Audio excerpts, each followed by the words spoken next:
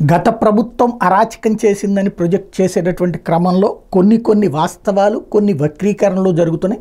మనం వాస్తవాలుగానే మాట్లాడుకుంటున్నాం, వక్రీకరణలుగానే మాట్లాడుకుంటాం. మన దగ్గర అయితే ఏ మొహమాటం లేదు. తప్పు ఎవరు చేసినా తప్పని అనాలి, ఒప్పు ఎవరు చేసినా ఒప్పని అనాలన్నటువంటి మన విధానం కొనసాగుతూనే ఉంది. తాజాగా కొడాలి నాని సివిల్ సప్లైస్ మినిస్టర్గా చేశారు. ఆ టైంలో జరిగినటువంటి అంశాలకు సంబంధించి ఈనాడు ప్రొజెక్ట్ చేసినటువంటి ఒక కథనం. ఇందులో వైకాపా ప్రభుత్వ హయాంలో కందిపప్పు సరఫరా అరకొరగానే ఉంది. ఏడాది నుంచి అసలే లేదు. అంతకుముందు కొన్ని నెలలు పంపిణీ చేసినా వాటి న్యాయ సమీక్ష వెళ్లకుండా విడివిడిగా టెండర్లు పిలిచారు. మార్కెట్లో కిలో 80 రూపాయలు ఉంటే 118 చొప్పున కాంట్రాక్ట్ కట్టబెట్టారు. తమకు అనుకూలంగా ఉన్న వారికే డిపాజిట్ సొమ్మును కూడా తగ్గించారు. పాములు సరఫరాలో దోపిడీ 80 కోట్లకు పైగా ఉంది. లీటర్ 137 రూపాయలు చొప్పున సరఫరాకు ఒప్పందాలు కుదుర్చుకున్నారు. ధర అధికంగా ఉన్నప్పుడు గుత్తేదారు సరఫరా చేయకపోయినా పట్టించుకోలేదు.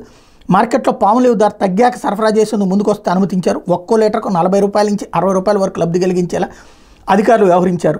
గతేడాది గోధుమ పిండి సరఫరా టెండర్లను క్వింటాల్కు 660 చొప్పున కట్టబెట్టారు. సరఫరా చేసిన గోధుమ పిండి నాసిరకంగా ఉందని పరీక్షలు తేలిన పౌర సరఫరాల సంస్థ పట్టించుకోలేదు. రాయలసీమలో రాగి పిండి సరఫరాకు టెండర్లు పిలిచారు.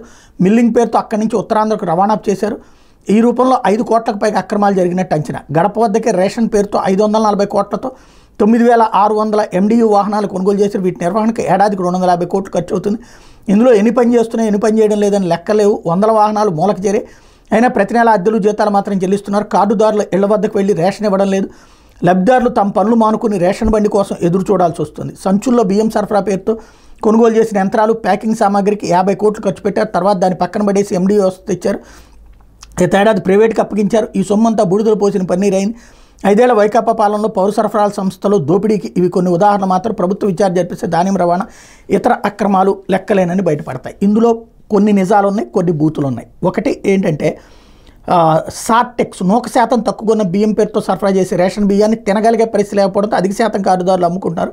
అయినా సార్టెక్స్ పేరుతో నెలకు 20 కోట్ల చొప్పున ఏడాదికి 240 కోట్ల రూపాయలు వ్యయం చేస్తున్నారు. లెక్కనైతే టోటల్ అసలు సివిల్ సప్లైస్ మూసేయడం బెటర్. ఎందుకంటే ఈ బియ్యం కూడా 100కి 80 మంది తినరు, రెగ్యులర్గా ఇచ్చేటువంటి బియ్యాన్ని కూడా. దాన్ని ఏం చేస్తున్నారు, అమ్ముకుంటున్నారు వాళ్ళు.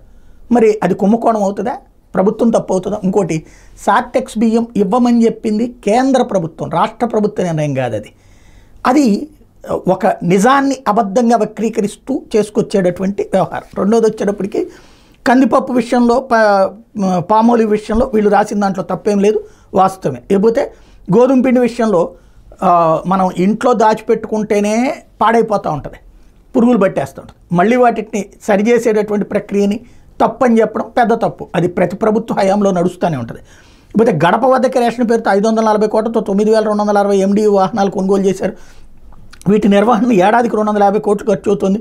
ఇందులో ఎన్ని వస్తున్నాయి, ఎన్ని పని చేయట్లేదు అన్నటువంటి దాంతో పక్కన పెట్టి ఇంటికి ఇవ్వట్లేదు అంట. అక్కడికి క్యూ లైన్లో వేచి చూడాల్సి వస్తుంది. ఇది పచ్చి వక్రీకరణ, పచ్చి బూతు. ఎందుకంటే ఆ వాలంటీర్ చెప్తాడు సందు ఇంట్లో అంటే ఇంత సందు ఉంటుంది, ఆ సందులోకి వెహికలే రాదు, 2 వీలర్లే వచ్చేటటువంటి రోడ్లు బోల్డ్ ఉంటాయి లేబర్ ఏరియాలో. ఆ సందు మొదట్లో పెడుతున్నారు, చక్కగా వచ్చి తీసుకుంటున్నారు. ముందు రోజునే వాలంటీర్ చెప్తున్నాడు. పబ్లిక్కి చాలా హ్యాపీగా ఉంది. దాని మీద బురద చల్లి దాన్ని చెడగొట్టేటటువంటి ప్రయత్నం. ఇంకోటి వాటి మెయింటెనెన్స్. మెయింటెనెన్స్కి లేకపోతే ఎట్లా నడుస్తుంది ఒక వ్యవస్థ అన్నటువంటిది. ప్రతి రెగ్యులర్ సమస్యను తీసుకొచ్చి అదేదో కుంభకోణంగా వక్రీకరించేటటువంటి ప్రయత్నం చేశారు. లేకపోతే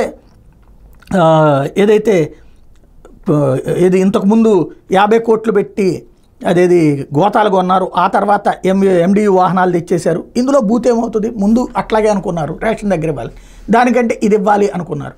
గోతాలు శుభ్రంగా అమ్మితే ఇవాళకి కూడా కొనుక్కుంటారు, బోల్డ్ అంత డబ్బులు వస్తాయి దానికి. కాబట్టి నిజం కంటే కూడా ప్రతి అంశాన్ని వక్రీకరించి ఒక తప్పుడు ప్రచారం చేయడం అన్నటువంటిది నడుస్తుంది. వాస్తవం 20% ఉంటే 80% వక్రీకరించి ప్రజల్ని ఏదో జరిగిపోయింది అనేటటువంటి ఒక అబద్ధాలను నిజమని నమ్మించే ప్రయత్నం చేస్తున్నారు.